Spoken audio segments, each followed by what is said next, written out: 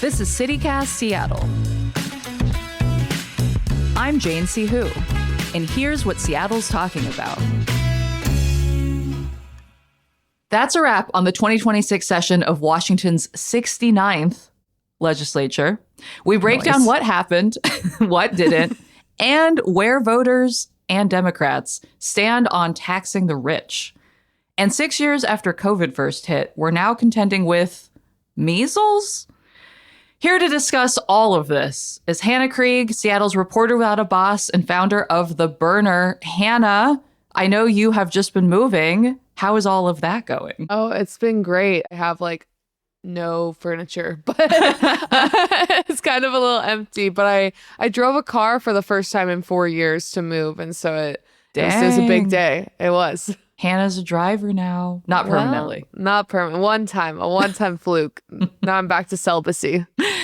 And also joining us is creative producer Sam J. Leeds. Sam, how are you doing now that we have finally wrapped this legislative session? A lot of space in my brain will be returned to normal things like, what's happening on Traders or why it's snowing in March. Yeah. So the last day of this year's short session was Thursday. And of course, the big news is that both chambers have now passed the millionaire's tax. We broke that down a bit already, but to remind folks, it taxes income over $1 million at a rate of 9.9%. So after a marathon 25-hour session, the House voted on Tuesday night, 51-49 to pass it. The Senate then followed with a vote of 27-22 to pass. Republicans uniformly voted no on the millionaire's tax, but 3 Democratic senators and 8 Democratic reps also voted against it. What are the purported reasons for voting no on this if you're a Dem? When I spoke to some of these Democratic lawmakers, a lot of them didn't want to give a comment. What Krishna Dawson said, or Representative Richards, who are in the same district together, kind of their reasoning was about this isn't a magic pill to fix our tax code. It's okay, well, you can't just say because it doesn't do everything, I'm not going to do anything.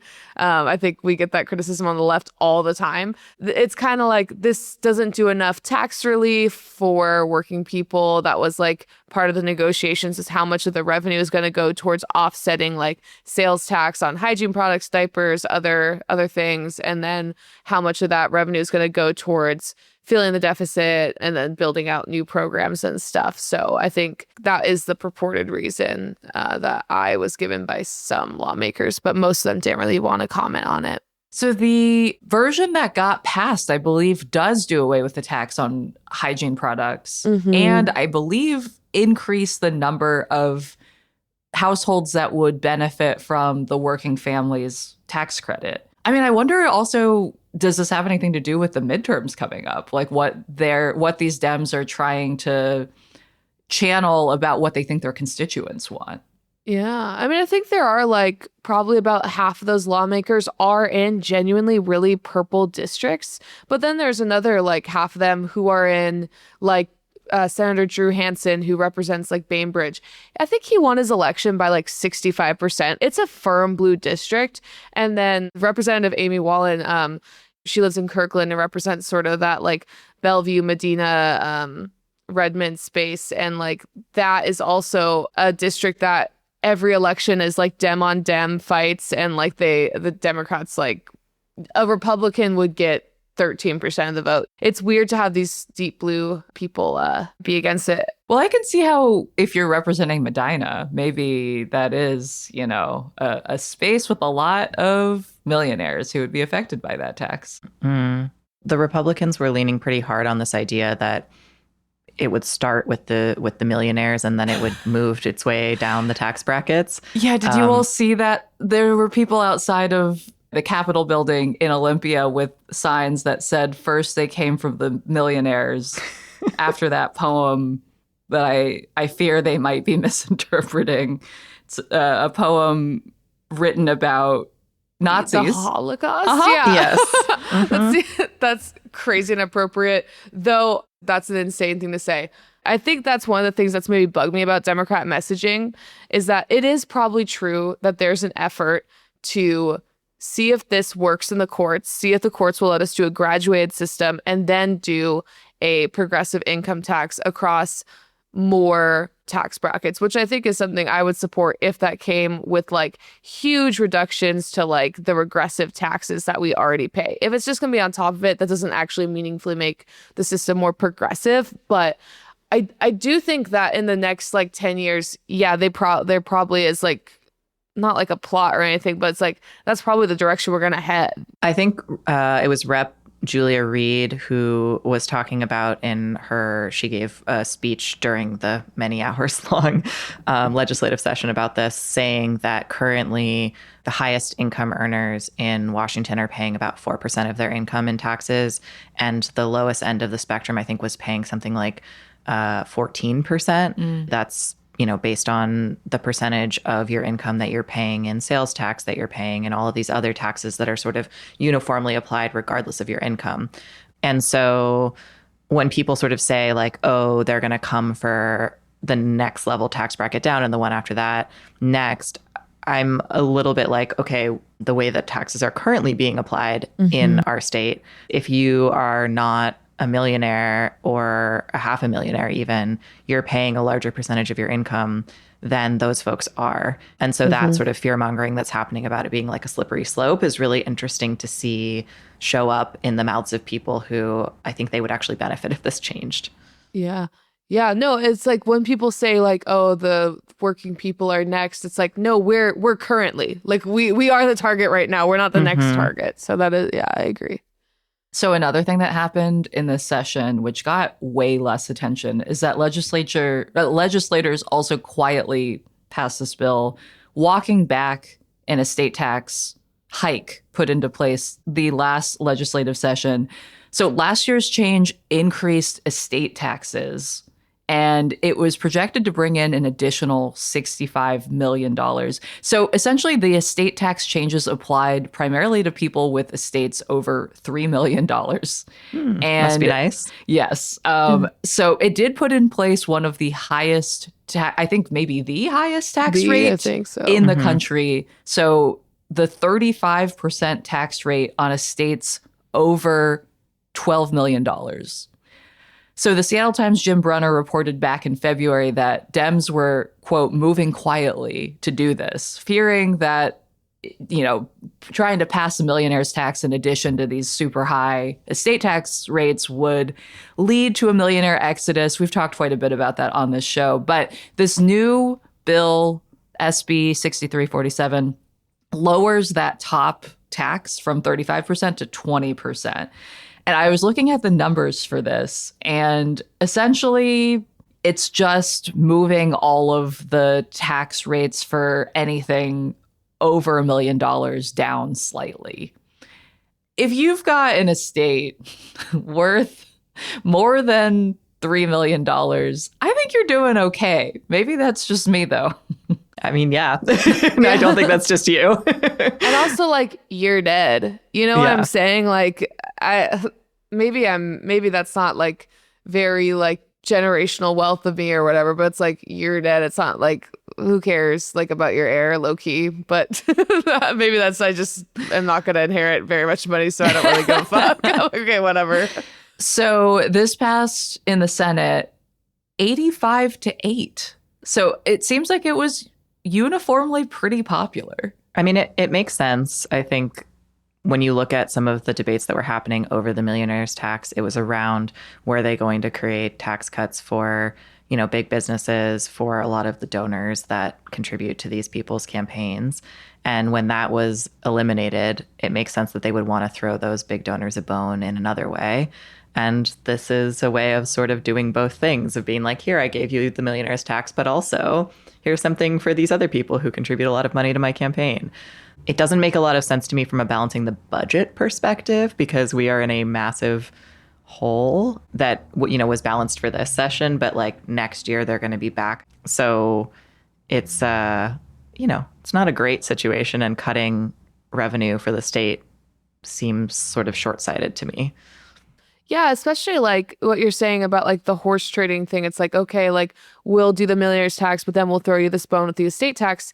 The thing about that is the millionaire's tax isn't going to kick in until 2029. If everything goes well, it's not like hugely challenged in the court. It's not like a huge referendum campaign. Like there's still a chance that we don't get the millionaire's tax at all. I don't think that's going to happen, but there is. And then we're getting rid of a tax, or like clawing back a tax that's making money right now. And so it's not really like, it is a horse trade in like a political sense, but it's like in exactly the budget sense, like we're stopping this too early. Like we're, putting ourselves in an even more dire situation when we just haven't made up for the deficit. Mm-hmm. Could it be the case that millionaires are just a different breed, and that's like why I'm not a millionaire? Like, I don't know. I'm not one of them. I guess we should have a millionaire on this show. Yo, listeners, if you're a millionaire, drop us a line. I genuinely would love to hear a little bit more from an actual millionaire. And also, to be clear, like I feel like the millionaire's tax is a little bit of a misnomer, because if you're making over $1 million a year, you don't just have $1 million, you have millions of dollars. And so the people that are being taxed on this are like an even higher bracket than just having $1 million of net worth, right? And a reminder for folks who are not great at taxes and math, you're getting taxed on what's over $1 million. Those are folks who are bringing home kind of an absurd amount of money per year. It's a very, very nosebleed section of of the wealthy in the state. Right. And I think all this kind of like fear mongering and stuff, it's like, it's really interesting. It's like they have like the right wing and like the rich have to make this really concerted effort, because like taxing the rich in Washington is such a popular proposal. Like if it was a candidate on the ballot, it would be the most popular candidate. And like all the people who voted against the millionaire's tax are less popular in their own districts in the same election than taxing the rich. They're less popular. So it's kind of baffling that like we have to have this discussion when every election, every poll shows that like Washington wants to tax the rich in like basically every way they can. And there's political cover for it. Right. Yeah. 61% of Washingtonians supported the millionaire's tax in a recent poll. That includes 71% of Democrats and 54% of Republicans. So on both sides of the political aisle there, it seems like there's a majority support. All right, let's take a break. And when we come back, we'll talk about more changes coming to the state of Washington, ones that will be happening and ones that we wish would have been happening that did not go through this session.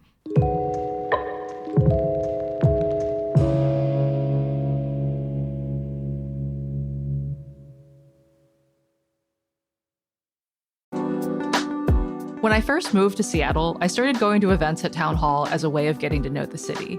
I've seen talks and panel discussions from my favorite authors and thinkers, and I even went to a concert there.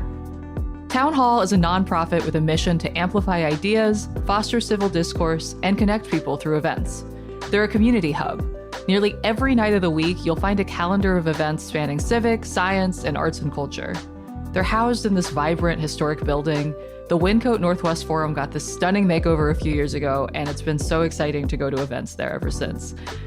Coming up on March 19th, journalist and CityCast contributor Marcus Harrison Green is hosting a panel talk on immigrant rights in the latest edition of Speaking of Seattle, presented in partnership with The Stranger. Get your tickets at townhallseattle.org. Like most town hall events, tickets are offered on a sliding scale with free tickets for people under 22. Again, that's townhallseattle.org.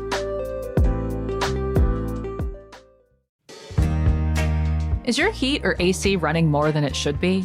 That might be because your window insulation has failed.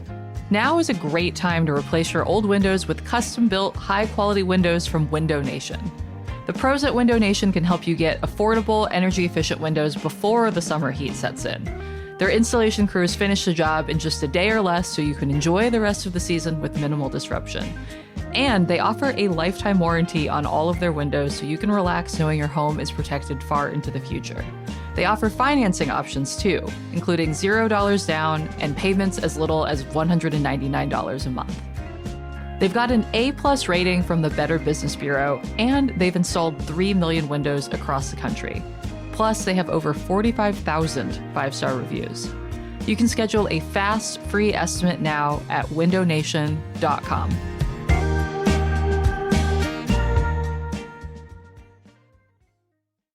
I want to take a rose and thorn approach to this. If you all are not familiar with that, I want to hear from each of you about which bills passed the session that you were excited to see go through, that you feel like might actually make a real difference. And for the thorns, I want to hear what did not make it through that it would have been nice to have or would have been an interesting change to see in our state. So I can go first. My rose, and this is kind of minor, but also kind of major. Bob Ferguson signed a bill changing the official language used in government communications from alien to non-citizen. Oh. This means something to me because as a kid, my parents were immigrants, and I remember being around 8 years old. I was very into paranormal, spooky shit, which probably doesn't surprise either of you. But I remember finding an official government document that said that they were aliens. And I remember being so freaked out about what that meant. And it wasn't until much later that I understood that to be, legalese for they were not yet citizens. So they had applied for citizenship and they've since become citizens. Did you think that that was proof that your parents were from outer space? I worried that it was. I did not understand what that meant because the only connotation I had at that point in my life for alien was creature from outer space. Mm-hmm. And I do feel like it's meaningful to update the language that we use to refer to people who are not citizens but are legal residents from alien to non-citizen. I think that's good. I think it's long overdue. Even you said kind of a small thing, but yeah, I think that's meaningful. What other roses do you all have? I have a rose. I was really happy to see the Domestic Workers Bill of Rights passed. I think that was one of the more landmark kind of policy things. Domestic workers, like house cleaners and stuff, have been historically left out of so many workers' rights. And it's just really important that they're now included, and it's going to totally change the industry and improve their conditions a lot, and I think that's really important. Do we know if that bill also includes support for people who are hiring those folks? Oh, I don't know. I ask just because I know people who have kids and who have tried to hire nannies, and I know that it's been tricky to figure out how to basically be an employer when you are trying to navigate that relationship. To be clear, I think it's a good thing that people are being forced to figure this out and formalize things to make sure that people are treated fairly. It does also seem like possibly a difficult thing to navigate also as the employer. Yeah, I think it is one of those cases where you could kind of empathize with the boss more than you could at a Starbucks. But it is I understand where families are struggling, and that's really where the state needs to step in and do a universal child care program and make sure that you don't have to have a nanny to have child care. And then there's definitely going to be some growing pains, but it's something that I think you and I don't think you were saying this, Jane, this isn't at you at all. You have to kind of accept that in order for there to be good working conditions, sometimes that that is going to disrupt the economy a little bit, and I think it'll come out in the wash though. It might be there's always going to be demand for childcare. Yeah, as they say, there's a new sucker born every day. So yeah. Sam, what is your rose? Well, I'll name two. One is that the face coverings bill passed, the one that essentially says that ICE and all law enforcement officers have to have their faces visible while they're on duty doing their jobs. And I think that is going to be a little hard to enforce, but I think it's a good thing that we have that law in place. The other one that we'd been following on the podcast that I think is kind of interesting is that there was a period of time where Tesla was the only electric vehicle maker who could sell direct to consumer in our state. And a bill passed that now allows other EV manufacturers to sell direct to consumers. That includes Rivian and Lucid, which I don't think either of us, Jane, had ever heard of. I still have never seen a Lucid car on the road, but maybe now I will. Yeah. I mean, that's the idea behind That this, is the right? idea. Yes. Yeah, I think this is news that all of us can be excited about, and that there'll be more variety available and hopefully better quality EVs available, and maybe ones that are more affordable for your average consumer. Also, I think this will be something that the Tesla takedown folks will have a lot of fun celebrating as well. So, count that as a win for them too. All right, what about thorns? I will tell you all my thorn, which is SB 5400, which would have raised millions of dollars for local journalism. It never even passed out of committee. It would have charged large tech companies profiting from news content, and it would have raised around $20 million to support local newsrooms. Would have been nice, but it seems like there just wasn't enough political momentum to even move it out of committee. We could have had it all, but yeah, I guess our legislators didn't have to suffer through the pain of the pivot to video, pivot away from video, pivot back to video again. They understand. And now here we are. Content over here. Oh my God. Yeah. That's funny. All right, what other thorns we got? My thorn was I was following, I think it was a resolution for the state legislature to demand a federal investigation into the killing of a Washington resident, Ashnor Izgi, who was killed by Israeli sniper in the West Bank. And I think maybe that was at the end of 2024, end of 2025. I'm not remembering right now, but her family is seeking an investigation so they can understand who killed her and accountability for her killer. And it passed through the Senate after getting kind of watered down, as I covered on The Burner. But then the Republicans on the House side killed it, and it was really unfortunate. The language of the bill isn't anti-Israel at all. It has really nothing to do with Israel. It could be insert any country. It's this is someone from Washington State who was killed by in a foreign nation by I believe someone in the military. It sounds like. I mean, the investigation would hopefully clarify all that stuff, but this is I don't know. I would assume basic stuff. That's really sad that it didn't get done. Yeah, my understanding was that the Republicans threatened to delay a healthcare vote for low-income residents in order to essentially run out the clock and prevent this bill from passing. It was actually, called a joint memorial, which is essentially our Congress asking for Washington to commit to doing an independent investigation of Aishanor's killing. It's really just a commitment is all it is. And so the fact that this was sort of run out of this session is pretty wild to see. Yeah. Couldn't even pass a memorial. Yeah. I do find that, those tend to be, I find mostly symbolic, because then there still need to be actions taken afterwards to actually follow up on them. But right. Yeah. Well, Sam, let's, sorry to end on a thorn, but give us your thorn. My thorn is the data center bill that was killed, House Bill 2515. It would have required data centers to pay additional utility charges to comply with clean energy requirements and to shut off power during times of peak demand. Essentially, what we're seeing is that as data centers drive up the demand for electricity, the cost gets passed on to consumers. And so people across the country are seeing incredibly high energy bills because data centers are sucking up so much energy from the grid.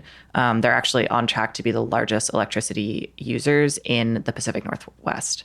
So this bill would have protected your average person who uses electricity for internet, heat, lights, and is seeing that start to become more and more unaffordable. And basically, Microsoft and Amazon went to battle over this bill and shut it down. And for now, at least, we will be continuing to foot the bill for that. So, Yeah, I know that there was some speculation that bill might get watered down over time.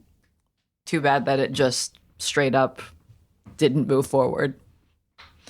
All right, let's take a break. And when we come back, we're going to talk about, oh my God, can you believe it? The anniversary of COVID first hitting.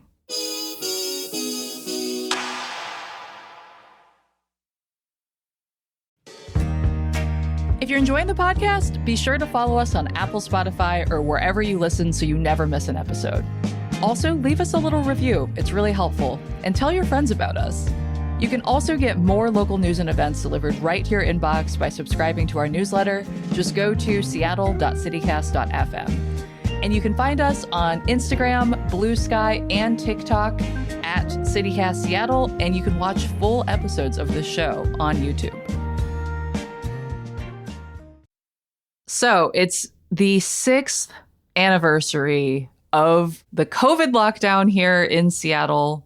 What were you all doing 6 years ago? I was working at NPR in DC, and I have this very, very clear memory of sitting in a all staff meeting. They used to pack us all into like amphitheater style seating. And I was sitting next to somebody who was working for All Things Considered, who'd been asked to look into the outbreak of this disease in China. And she was scrolling on Twitter trying to reach out to people who were talking about it there to see if she could find someone who spoke English who could be interviewed for the show. And we were like, wow, this is this really distant thing. And then like however many weeks later, they said to all of us, we're going to send you home for 2 weeks. And so I packed up all my stuff from my little cubicle desk and was like, I think I'm probably not going to be coming back anytime soon. And so I packed like I wasn't going to be coming back. And my name tag is still on that desk to this day because the department that I worked in doesn't exist anymore. And nobody ever came back to that desk. Wow. I think I was at kind of the last like pre-COVID memory I had, like lockdown. And we didn't understand how serious it was. So like no one was doing the right thing at the time. But I was at like a end of quarter like party for like the student newspaper. I was a sophomore in college and we were like, oh, we had to go home for a little bit and we'll be back next quarter. We'll be back in like a little while. And it just was like, we weren't really like take it very seriously. Everyone was like, you know, sharing cups. It was just like crazy that like in like a matter of like days, it'd be like, okay, you have to be 6 feet away from everyone and like wear a mask everywhere you go. And, you know, so it was like kind of, yeah, wild to be in that moment. Like, oh, who knows?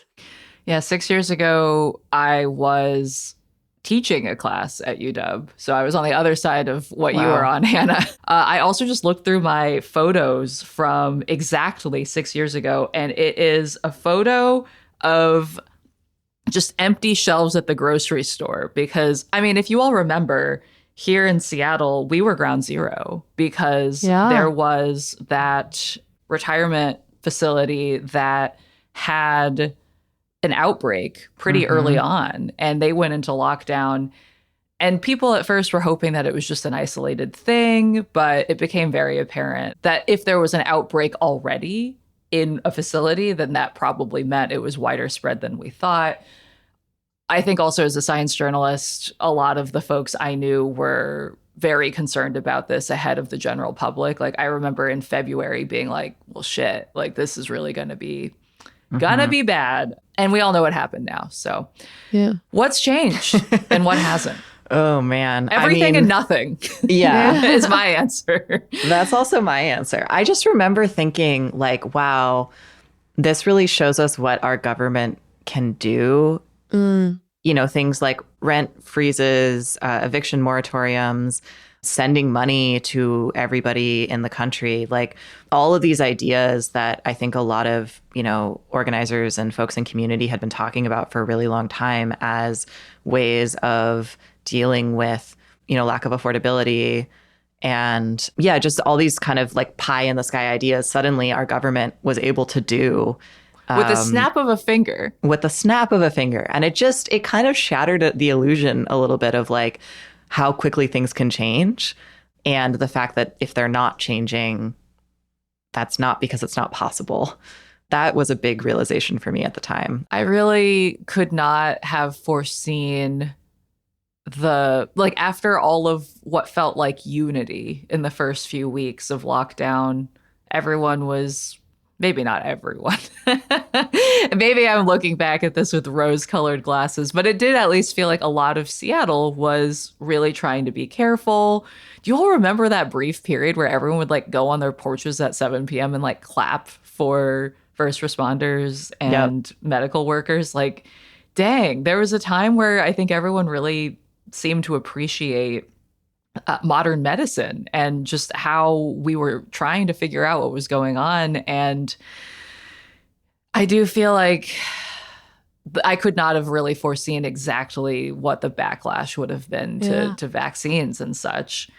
No, I remember like just recently while I was moving, I like found an old backpack that I haven't used in a while. And there was a little pin. It was like a UW pin that was like, I support the COVID-19 vaccine. I was like, I had to say that. I was like, we lived in a crazy time. I support the COVID-19 vaccine. I was like, what the hell? It was so, I was like, I'll keep this for my future child. They might like this. Yes. And now we are contending with something that we mostly had eradicated, but is back. Measles is now another threat. Like, I think, do you all remember a few weeks ago, it was in the news here that a family from South Carolina was visiting. And I remember the health department actually sent out notifications about everywhere they went, which was actually very interesting to see where someone from out of town might visit in Washington, because they had been confirmed to have measles, and there was concern that they were seeding an outbreak. And I saw that this week that UW Medicine is actually trying to ramp up their measles testing capabilities ahead of the World Cup. Yeah, so measles transmits through the air. And with the sheer number of people who are going to be moving throughout the U.S. to come to Seattle for the World Cup, there is concern essentially that measles cases could spike. The Seattle Times reported this story, and they said that the first 2 months of this year, Washington counted 26 measles cases, which is more than twice last year's total count, like for the full year.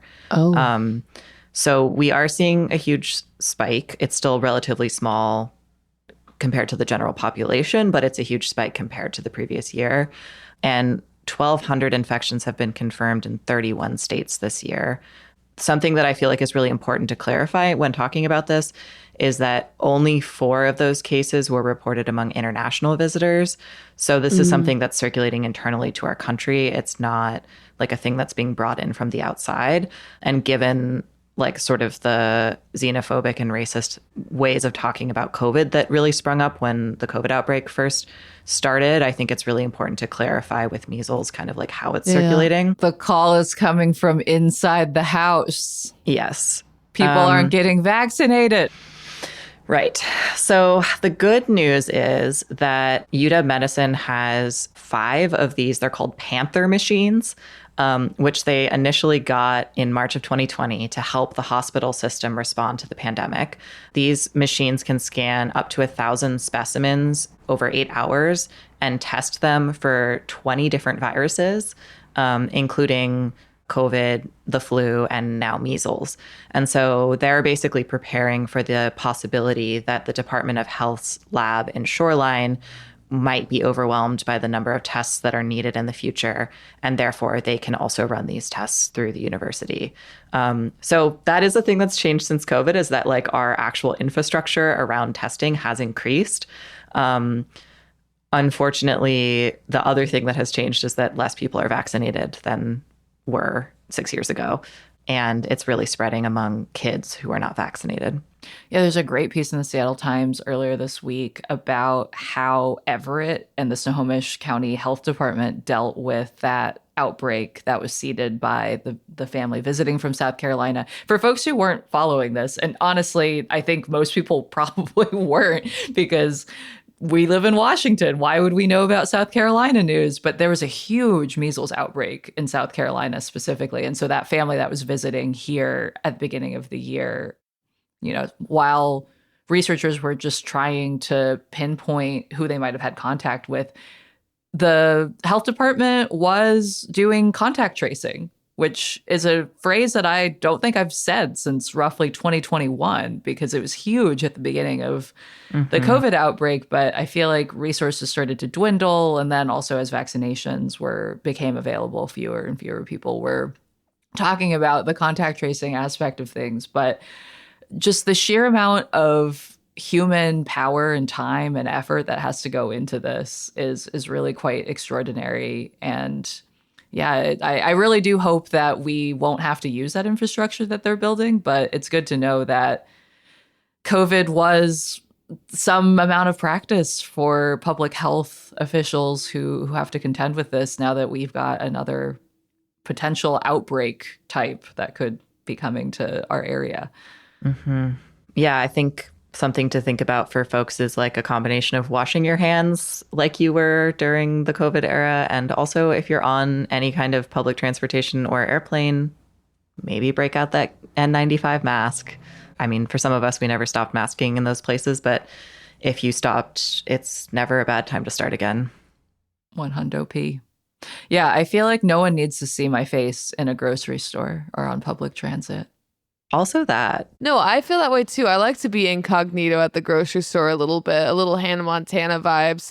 I'd wear a mask, I'd wear sunglasses, I'd wear a scarf around my head. I like to, no one needs to know where I am. I agree. There in unprecedented, the rising fascism in our country and the public health concerns, never a better time to just cover your fucking mug. That's going to be public health's new campaign. Is cover your mug. They need to be, they need more Antifa. They're like, also the government's watching you. So why is your mask face up unless you're ice, and then keep your face bare. Exactly. And if you are like, I don't know where to get a mask anymore, or they're really expensive and I can't afford one, we are very lucky in Seattle that there are multiple clean air clubs and mutual aid groups that will literally deliver masks and COVID tests to your house. You go in and fill out a little form, and then they get in contact with you. And if you're sick, they'll do a drop-off, a contactless drop-off. So those things are available to you for free. I've done it before. It's nice. Yeah, so have I. It's great. We can put a little link in the description of this episode for folks. That sounds great. All right. Well, that's all for today here at CityCast Seattle. Sam, thank you so much for joining us. Always a pleasure.